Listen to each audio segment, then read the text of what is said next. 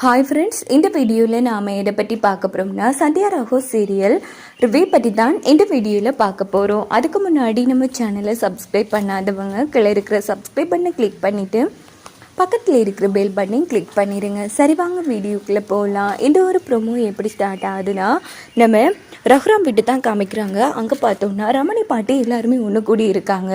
So நம்ம ரகுராம் வந்து சீனு மாயா எல்லாரையும் வச்சு பேசிகிட்டு இருக்காங்க. இங்கே பாரு ஜானகி, நான் ஒரு முடிவு எடுத்திருக்கேன்.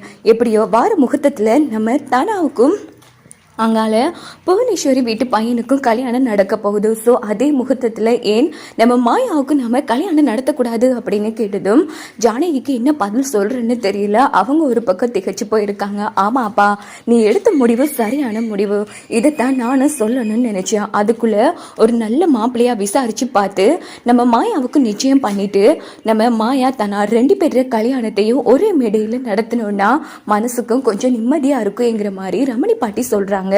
அதானே மாயா நம்ம வீட்டு வாரிசு. ஸோ கண்டிப்பா தனாவோட சேர்த்து மாயா கல்யாணத்தை நடத்திடலாங்கிற மாதிரி பத்மாவும் பார்வதியும் சொல்றாங்க. ஏன்னா எப்படா மாயா வீட்டை விட்டு போவாங்கிற ஒரு நோக்கத்துல தான் அவங்க 2 பேரும் இருக்காங்க. இங்க பார்த்தோம்னா நம்ம ரகுராம் வந்து அதுக்கு அவசியமே இல்லை. தனாவுக்கும் மாயாவுக்கும் ஒரே மேடையில கல்யாணம் நடக்கிறது மட்டும் இல்லை, 2 பேரும் ஒரே வீட்டுக்கு தான் வாக்கப்பட்டு போக போறாங்க அப்படின்னு சொன்னதும் மாயாவுக்கும் சீனுவுக்கும் ஒன்றும் புரியல. 2 பேரும் அதிர்ச்சி ஆறாங்க. என்ன சொல்றீங்க, எனக்கு புரியலைங்க.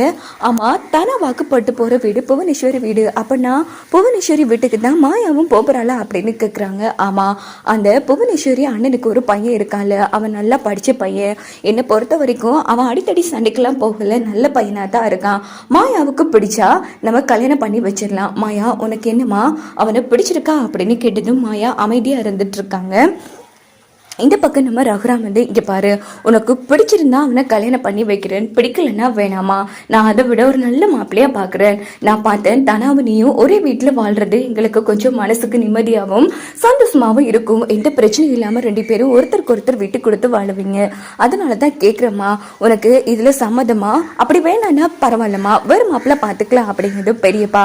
நான் என்ன சொல்கிறேன், நீங்கள் யாரை காமிச்சு கல்யாணம் பண்ண சொல்கிறீங்களோ அவங்களே கல்யாணம் பண்ணிக்கிறேன் பெரியப்பா அப்படின்னுட்டு மாயா அங்கிருந்து போனதும் பாத்தீங்களாமா, மாயா இப்படி எல்லாம் பேசுவான்னு நான் கொஞ்சம் கூட எதிர்பார்க்க இல்லைம்மா.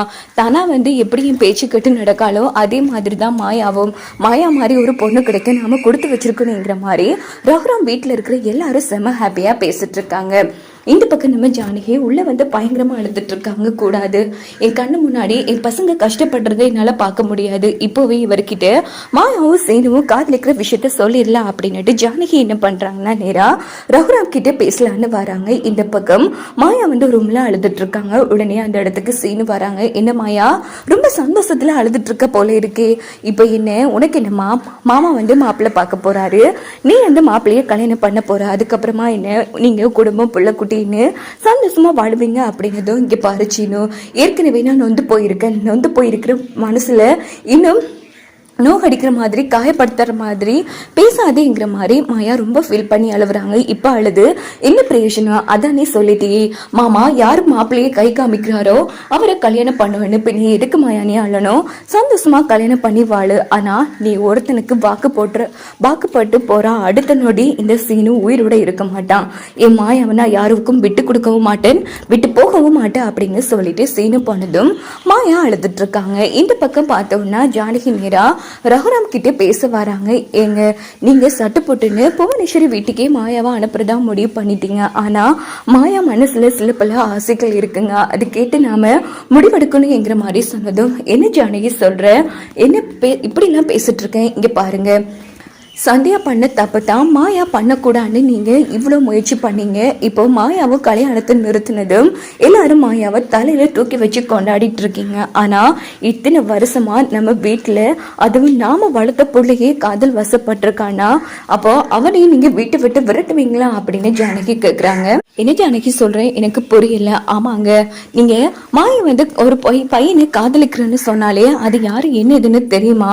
ஆமா ஜானகி, எனக்கு தெரியாது, அதெல்லாம் இருக்கட்டும்ங்க, மாயாவை விடுங்க, நம்ம சீனு வந்து காதலிக்கா, அது உங்களுக்கு தெரியுமா அப்படின்னு கேட்டதும் ரகுராமுக்கு இடையே விழுந்த மாதிரி போயிடுது. ஜானகி என்ன சொல்ற, ஆமாங்க, சீனு வந்து காதலிக்கிறது வேற யாரையும் கிடையாது, மாயா அப்படின்னு சொன்னதும் ரகுராமுக்கு இடையே விழுந்த மாதிரி போகும். இப்படித்தான் வரக்கூடிய ப்ரோமோ எடுத்துட்டு போக வாய்ப்புகள்.